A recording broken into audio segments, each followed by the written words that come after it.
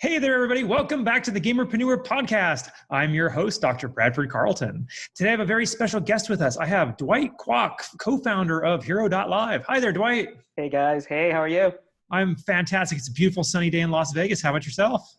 It's not bad here. I'm based in Victoria, British Columbia. So for those people who don't know, I'm actually very close to Seattle. So for the Pacific Northwest weather, it's really, really, really, really good today. Wonderful. I've been up there. It's usually not so fun. Usually it's pretty rainy this time of the year, but today, very sunny out there. All right. So Dwight, before we really kind of get into it, why don't you just kind of tell me a little bit about yourself? We'll start there. Sure. So I'm Dwight, and I'm the co-founder of Hero.live. I would say that I came from a pretty strong and long business development background in games and entertainment. So this year marks my 14th year in the space. And I first started in distribution. I would say, my career path has been broken down to like 50% distribution and 50% in monetization. But both actually, I think, share a great commonality, which is my passion. And that is user psychology and user behavior. Because both very, very different, I guess, type of professional, expertise, I call it. But then at the end of the day, it leads right back to how and what does the user and a gamer would think, feel, what would actually push the button, what would make them happy. I think that is quite interesting. And that's what I've been doing. All right, very cool. And we'll unpack all that here in just a second. But I start every interview with one question I'm going to ask you, just like I ask everybody else, because it's a kind of a fun question, just to get a smile in to begin with. So on a scale of 1 to 10, 10 being high, how weird are you, Dwight? 8. Why is that? Well, I think when it comes down to weird, and because today's podcast is really about games, and when it comes down to, being a gamer, I think I'm pretty weird. Weird being not intrusive to other players, but I like to explore stuff in not a very confined way. Okay. So when we first had a chat a few weeks ago, the reason I really wanted you on was because you're an old school Warcraft player like me. Yes. And we just connected. We were like buddy from the first moment we realized that. Yeah, man. So tell me your gaming cred. Let's start gaming cred and then we'll move over to the business side. Okay. So I can tell you this. If one day the god of games come down and say, hey, Dwight, going forward in your life, there's just only one game that you can play for the rest of your life. Which one would it be? I can tell you it's going to be Warcraft. But then I would be more specific, okay? It would be Warcraft 2. As in the RTS Warcraft? RTS, Warcraft 2, RTS. And this is like, if there's no internet. If there's internet, it's going to be WoW. Okay. Yeah. Warcraft 2, that's an interesting choice because it's kind of the middle child there. It was definitely the better one. First one is basically unplayable, especially nowadays. Yeah. So why Warcraft 2? It brings back a lot of memories, right? And I would say it wasn't the first RTS game. Definitely not the very first. But then I would say it's the very first masterpiece of its kind at the age, at that era, right? Sure. I mean, Warcraft 2 has a great story behind it. And then there are different, the campaigns is great. When they actually first released Battle.net and then people can actually battle it out, that actually brings back a lot of memories. And if you're talking about, esports, that's esports, man. You know what I mean? I can always get into, other forms of esports, like back when I was even younger, when there was no internet, yes, there was a form of esports going on. But then if you're talking about, electronic competitive gaming, right?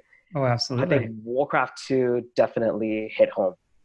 I spent months trying to climb the ladders in Warcraft 3, so I understand. Yeah, I get it. It was an esport before, really, we did esports. Yeah. Oh, yeah. Okay. When did you first start playing video games? Let's take me all the way back. 3.5 years old. Okay. 3.5 years old was the first time I actually ever held a controller in my hand. And I knew of this because of old photos, not because exactly of my memories. But then, when I can actually remember, the time that I would hold on to, a device, whether it's a controller, a console, or PC, I would say it was the Super Nintendo and Game Boy era, right? And then because I grew up in Asia, there were a lot more of, different options in terms of consoles or handheld devices, right? I remember there was the first one of the earlier ones that's colored monitored handheld playable console, game console. It's called PC Engine. It's this really heavy block by NEC. But yeah, I mean, that was the time when I first really, really got into gaming, right? But then gaming, that relationship was really just between my eye and the screen, right? And then later on, when you get older, you got to know friends, and then you found out that, people at your school, they would have Game Boys or, these type of, devices as well, but then it would be different than yours. Then we'll be swapping, devices to play. Swapping games, cartridge, and whatnot. Later on, it evolved to when internet came out. It's like, wow, let's get online. Let's get more serious, right? Yeah. So then you transitioned from playing the games to distribution. Like, when did that happen?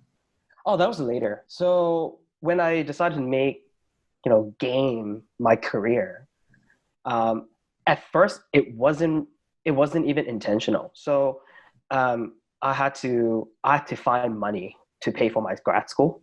So I actually started in affiliate marketing.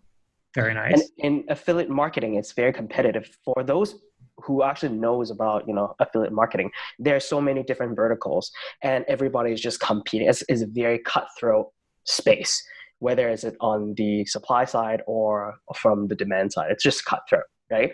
You have to find your own niche and you have to find your own passion. You really have to breathe and live, the moments, every single moment of it. You got to love it. So I was thinking, okay, well, if I had to find money, make money, and I want to do something that is going to be sustainable, and I started in, affiliate marketing as a publisher or affiliate, then I got to do something that I like. And that was game.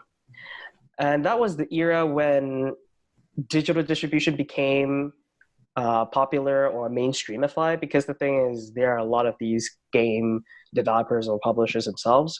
They realize that, okay, well, selling physical copy is one channel, but then it's definitely taking a dip. And the bigger market out there is the worldwide audience. So they started making, still premium games, but then it would be distributed digitally, right? And then later on, I saw the transition from premium games to freemium games. So there was a period of, free-to-play browser-based games. So a lot of people was like, okay, no install required, just play on the web, and it's free. And then they monetize through, in-game purchases. And then later on, that transitioned to a kind of half clunky, mobile version. Not exactly native mobile yet, but then there was a period, there was an era, it's called WAP gaming, which is Web Application Protocol. You actually have to go to this URL, and this URL act as the app store itself, and then there will be a lot of these games that you already can, you get access to. All right. And it was like a short-lived period of time. I think one of the game leader that really, got into WAP was Activision. But then they realized, it's not really going to go anywhere. That's not the future. It's not sustainable. And they realized that very, very quickly. And then they actually just kind of re-strategize and then look at, the mobile games, native mobile. And yeah, and then that's basically, I just kind of gave you a overview of like a 8 to 10 period of 10-year period of time. Yeah, there was a lot there. That was a lot of information. Okay, so then you moved into monetization. What does that mean? Well, monetization it's a very generic term, right? It actually is inclusive of payment. Distribution is part of it, how to distribute product. global payment enablement, processing, and a lot of, I guess, financial, like fintech type of technology behind it. But more importantly, for monetization is about, like what I mentioned, earlier in this session, is the user psychology and behavior. How to, at the end of the day, like games company, they are businesses themselves. Mm-hmm. They created this product. They need to make sure that this product is going to sell, and the company and the business itself is going to be sustainable. Monetization is that balance, right? That balance of how can I sell my product to my users and community in a way that they're going to accept it. They're going to pay for what I made. And in an ideal situation is, how can I make sure and encourage the community and user who actually bought my games is going to pay happily, right? They're going to continue to buy into my product, whether it's a DLC, skins, items, whatnot. They're going to enjoy the entire experience. So yeah, to I guess expand a little bit, over the past half a decade, I think monetization got a pretty bad rep to it, because Well, you don't like loot boxes? Yeah, loot boxes, pay to win, you know what I mean? So again, I grew up in Asia. Pay to win has always been in the culture. There's obviously, we know the downside of it, but then in Asia, the gaming culture is that pay to win is also quote unquote normal. Mm-hmm. Normal, not suggesting that, hey, you gotta pay to win to beat another player. We just kind of we just kind of like understood it as it's just another style of playing for another type of gamer community. Those who want instant gratification, those who are actually trying to achieve something else than the competitive playing aspect of it, pay to win would actually achieve that. It's very similar to, I would use Warcraft 2, for example. Warcraft 2, the competitive side, if you're not using cheat code, very, very fun. There's massive enjoyment to it, right? But then the thing is, sometimes when I remember there would be times when I would just type in, "It is a good day to die," right? And then I'm in God mode, and I would use a pin, and I'll send it to someone else's stronghold and just destroy everything. Uh-huh. I got that instant gratification from it, right? So, but then that's a completely different type of enjoyment than going onto the BattleNet and battling it out with a fellow gamer who I never know. Yeah. Fantastic. So it really does sound actually like you've got a much deeper history in the industry than you're kind of letting on. You're using words like monetization and distribution. So maybe someday we'll uncover that. But I want to hear about Hero.live, because that's kind of really why I brought you on. So tell us, what is Hero.live? Well, I guess to sum it up, right? I'm pretty sure people who are actually watching this podcast are gamers themselves, so they would be very familiar with products like Twitch and Discord. So imagine Hero.live is a product where we brought the best of Twitch and best of Discord together, and then we put our own spin, to the product itself, right? So we want to make sure that it's scalable, it's stable, and it's real. So when people are actually watching, they're not just watching silently with text chat enabled. So that's the Discord part, where audio communication as the primary method of communication. But then it's very scalable.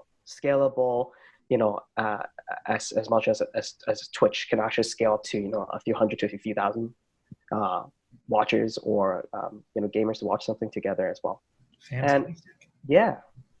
No, it's really cool. You had the opportunity to show me, and you were able to watch basically anything on Twitch, on YouTube, and like be able to chat while you were doing it.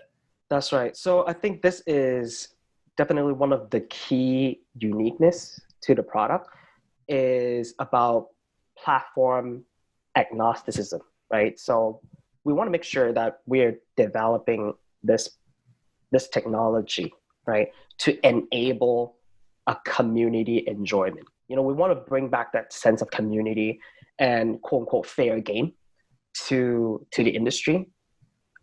I'm an avid Twitch user. I use YouTube as well. I use Discord, and I also use some other products in the Asia Pacific, in that side of the world, like Huya, Nemo. I think they're all great products, right? They are really good at what they do, but then at the end of the day, they are standalone products themselves. They are standalone platforms. That's how are they going to be. From a user and a viewer perspective, that's not really fair, right? Because the thing is, what I meant by that is all these great platforms are actually creating a silo community in this entire world. Where, for example, if my friends are watching, something on one platform, but I'm not on it, all of a sudden I actually have to go sign up, go through that process. It's just never that seamless, right? It's never that smooth. I want to make sure that, our team is creating a product that's really for everyone. And we're putting the focus back on the viewing experience or viewer experience rather than the overemphasis on streamers themselves. Streamers are very, very important, right? Because the thing is, they are the one who actually create all these contents. Mm-hmm. But the thing is, you're also looking at an industry where it's getting a little bit unhealthy and imbalanced, right? Because the thing is, everybody's trying to be someone. How many ninjas are there? There's only one. How many Shroud are there? There's only one.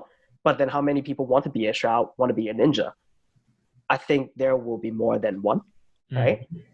However, the reality is it's getting harder and harder to actually become someone. The algorithm of all these platforms are not helping.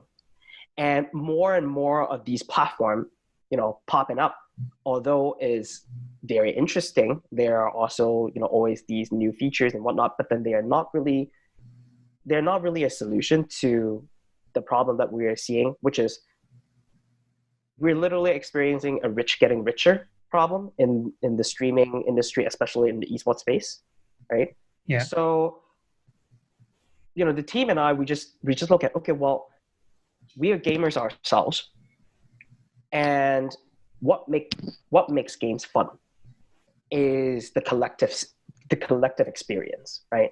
The ability to share moments with each other indiscriminately, right? Everybody got a fair platform, and they can do whatever they want with it, right? Okay. All right. So, where did this idea come from? Is this your baby, or are you just part of the team? We're definitely. It's funny, right? Like, this is definitely, I would say, our baby. The initial idea came from my partner, who is also the original founder and CEO of Hero.live. Ned and I, we connected, some years ago, and we were talking about, another project that he was working on. And from that, it kind of slowly pivoted to, Hero.live of what it is today. But then we've always wanted to do something for the industry that we love so much.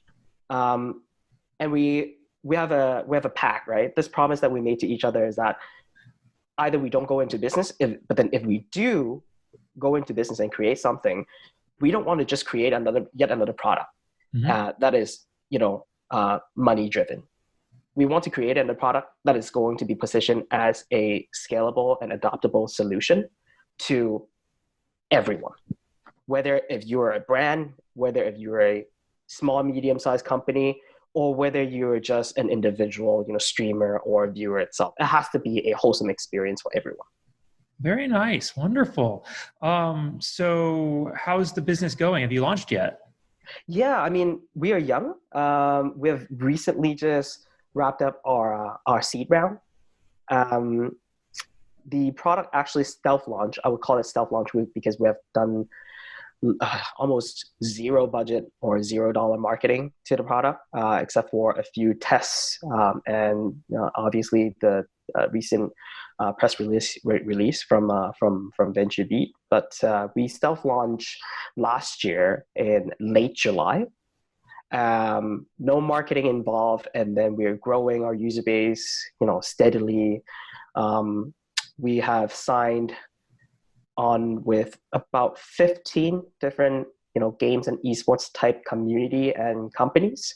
And the interesting thing is it's pretty well balanced, right? We are working with a lot of grassroots and community focused platforms, such as national teams, community teams in the esports space. But we've also we're getting, organic outreach and interest from, some of the biggest brands in the world. All right.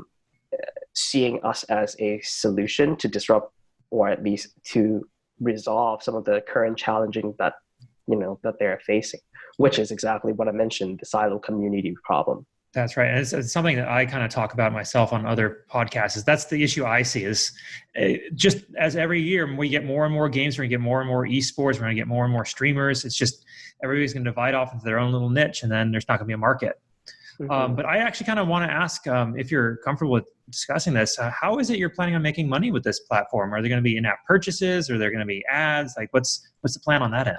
That's a good question, right? So, I'm going to take a step back and kind of explain what Hero.live and how do we actually approach the question of monetization, right? So, first of all, Hero is the company itself, right? Hero.live is the company itself, and underneath it, there are actually 3 different products. Each of the product has its own unique monetization strategy, right?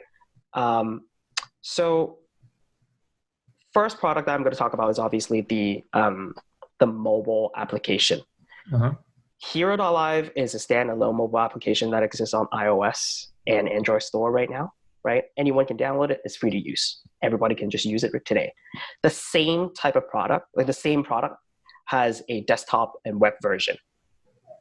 I would say it's 99% identical except for 1 or 2 feature differences. Sure. How are we going to monetize right now is, right now, at this moment, our monetization is really just rev share. Rev share on, the call to action, whatever our partners or the event creator uses Hero.live to create. They can plug in advertising, advertisement, sponsorship links, affiliate links, and that is how do they make money, and we make money by providing this tool and platform for them. So we're taking a rev share. Very, very much, similar to any type of streaming platform out there today. However, I guess the biggest difference that I would point out is we don't come in between of those relationships. So most of the platforms out there today, the relationship between an advertiser or sponsors is usually between that platform and those companies. For us, we want to approach the market very differently, because the thing is, literally to my earlier point, we are the tool and the platform. You, as the event owner, as the streamer, we are just providing you with this platform and the stage for you to create your own quote unquote feature and destiny. How good is it going to be? It really depends on your effort, right? So that's why here's the tools, here's the platform. You want to use our tool and you want to use our platform to monetize, go right ahead. We don't even come in between of those relationships. That means that we don't dictate and we don't negotiate of what type of rev share percentage are we going to actually start off, right? And that's not our primary focus. But then that's number 1 of how we actually monetize. Number 2 is we have a third product aside from the mobile and the desktop version, which is a plugin, right? This is a very, very unique offering in the space right now, because most of the standalone product themselves, they have a close arm strategy. They want to grow on their own as their own platform, and with a very ambitious goal of dominating the entire world, right? It's like, okay, well, I'm going to go into different markets, different genre, and then this is already working at one little corner. I'm going to replicate it. I'm going to expand my operation, right? For us, we want to approach this market differently. Obviously, there are a lot of values in being a standalone platform, because especially when you're talking about exposure, getting eyeballs. If you have a larger community, than getting eyeballs, it's definitely one of the key considerations for a lot of these event organizers or streamers themselves, right? Content creators. Right. But here's the thing. As the competition actually heats up, you're also seeing that while eyeballs doesn't do as much as it used to do anymore, right? It's not as impactful anymore, right? Let's just say, a big brand, if they sign up with, some of the key and leader platforms out there today, All right. 3, 4, 5 years ago, if they pump out content on those platforms, they probably can get X amount of eyeballs and X percent of engagement and retention and whatnot. Sure. Today, they probably have to double, if not triple, the effort to retain the same retention and conversion, just because the competition is just that much higher. Right. So they're also seeing a very key problem right now is that the silo community, that this separated audience base on every single different platform is a very real threat to them.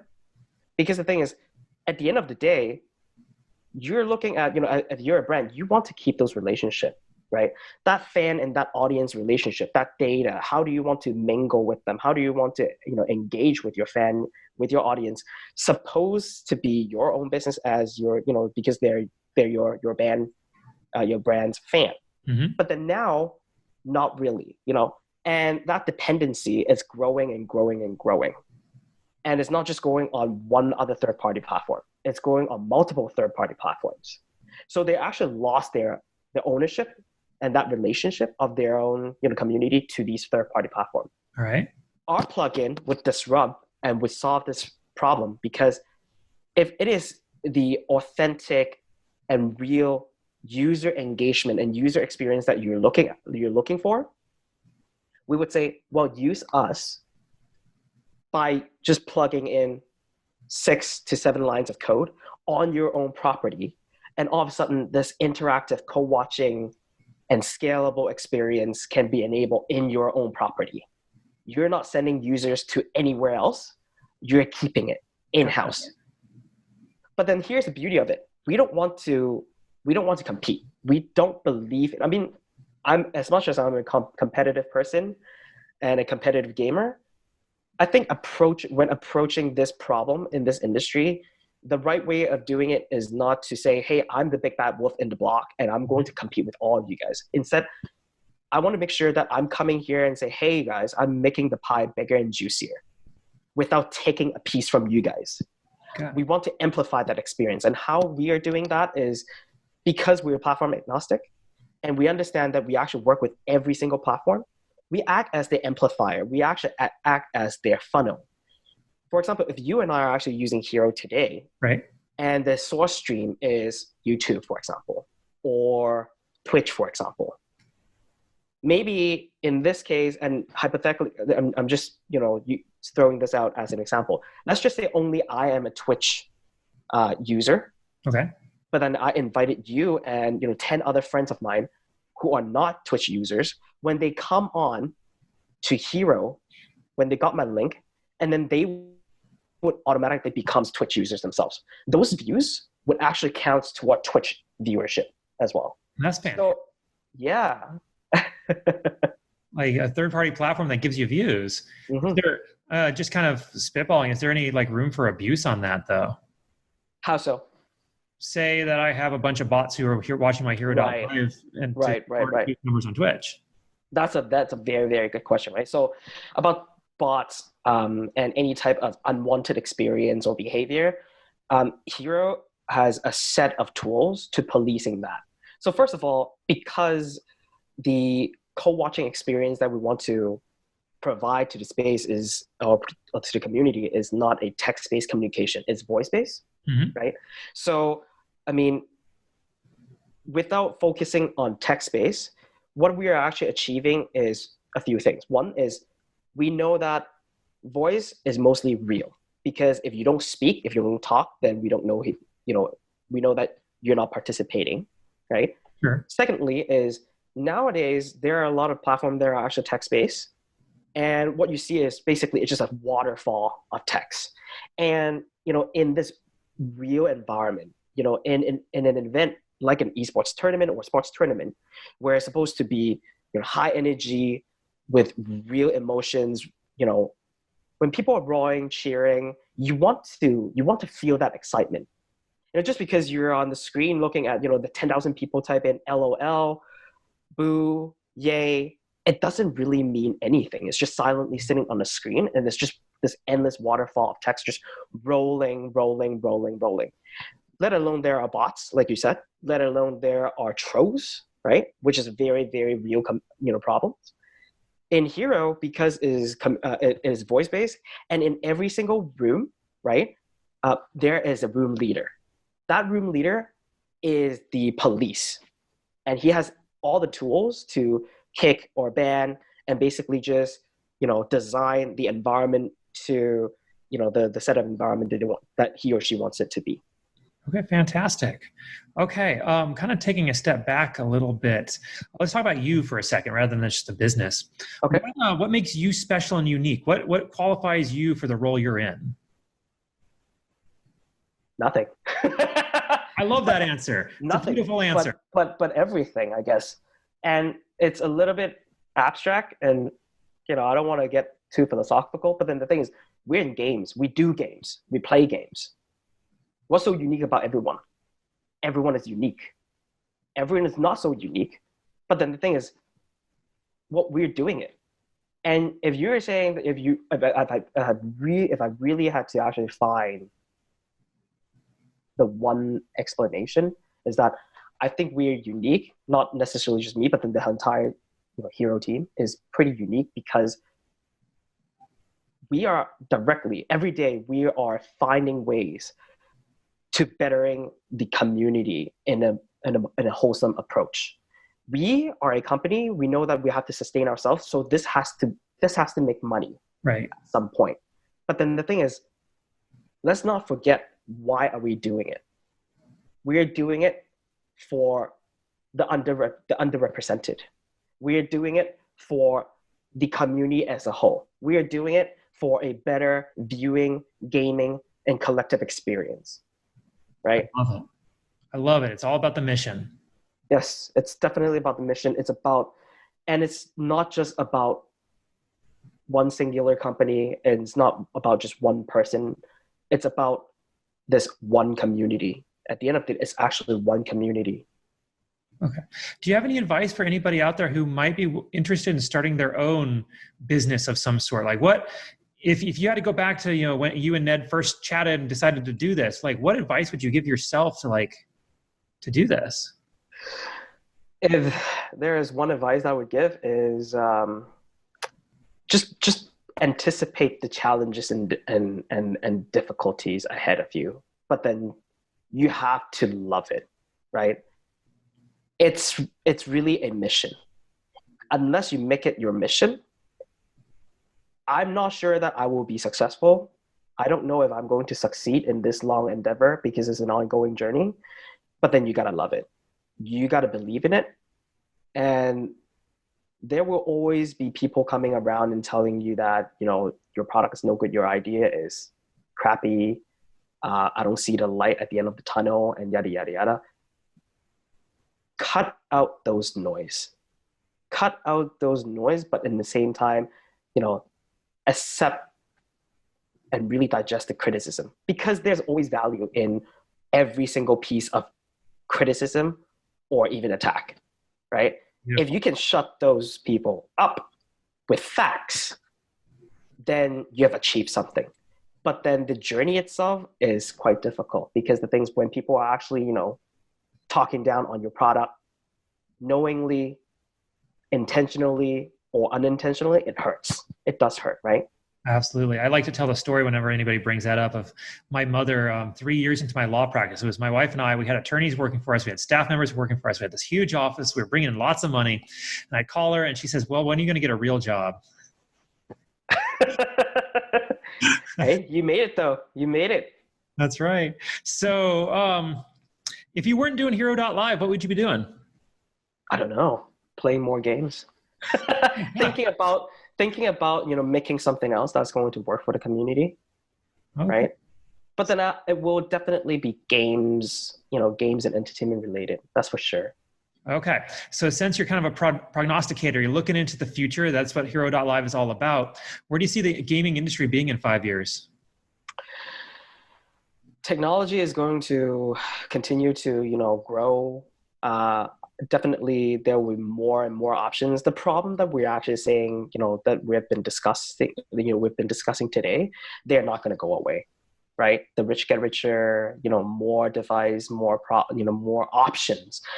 It's interesting, right? Because this is kind of a double-edged sword. Because the thing is, you want option, you want technology to continue to advance, you want people to be, I guess, quote unquote, better connected. But then the thing is, where's the balance, right? I think 3, 4, 5, 6 years, or even 10 years later, we will still be talking about how to maintain that balance between more and more offering in in the space, in the market, versus what's real, what's authentic, and how can we make sure that it is we're addressing the whole community as a one community, rather than we're addressing just a portion of it because it works. Absolutely. We're all gamers. That's right. I see it myself, bringing in the business side of it, the marketing and sales. There's all these little puddles. Everyone wants to be their own little puddle, but there's a giant ocean there if you put them That's all right. together. That's All right. right. So let's talk about you a little bit more. I want to humble you for a moment if I can. Please. Okay. So you've told us all about the fantastic things you're doing, all the wonderful things you're working on, the fantastic success you've had in your past. But I'd really like to know, what is something that you have failed at in life? Because I want everybody to understand not everybody's perfect. We're not all Superman. Of course. Of course.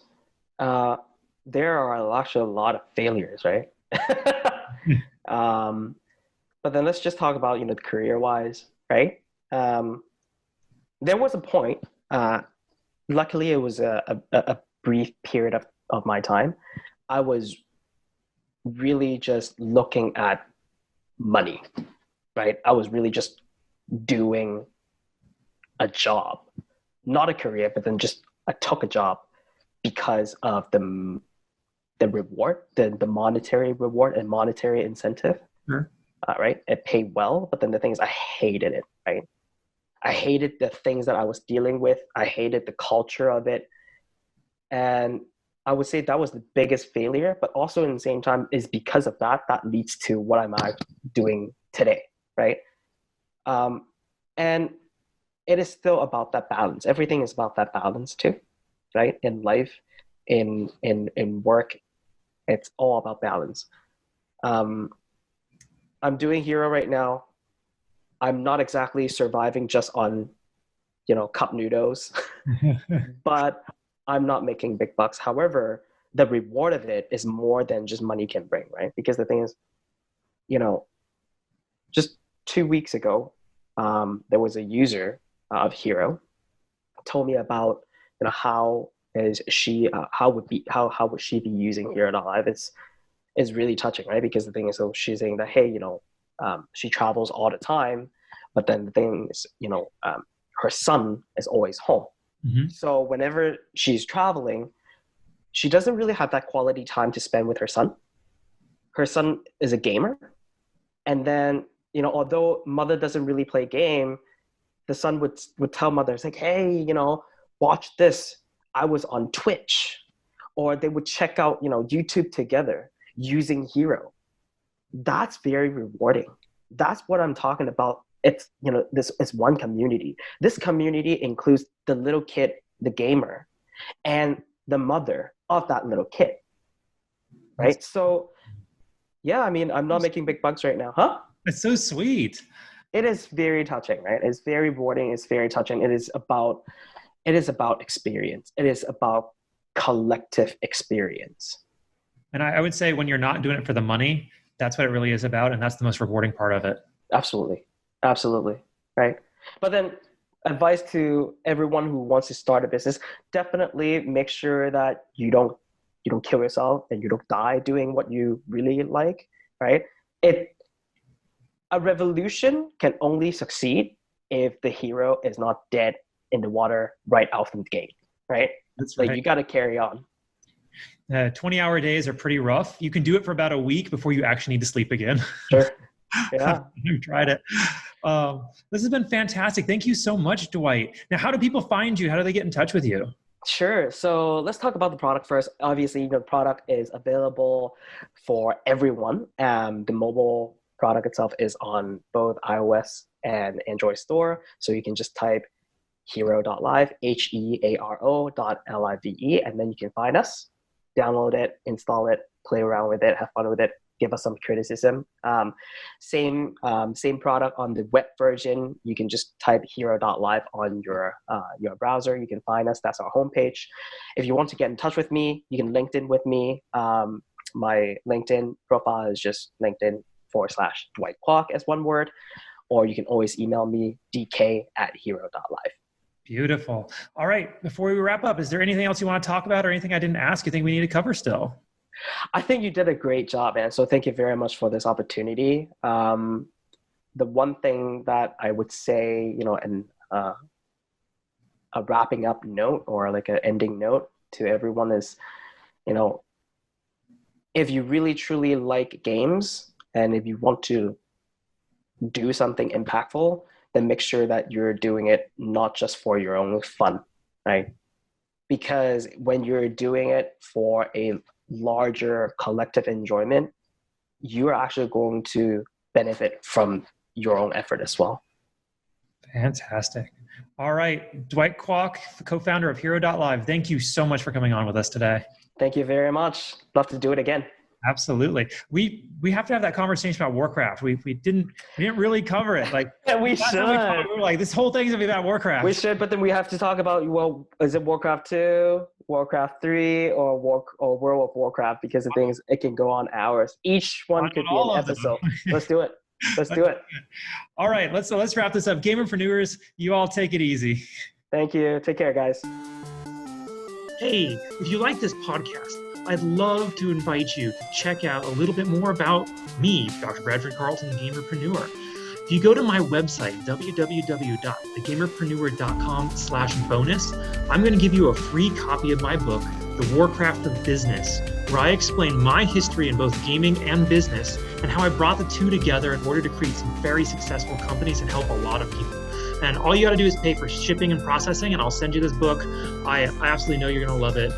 All right, you all take it easy.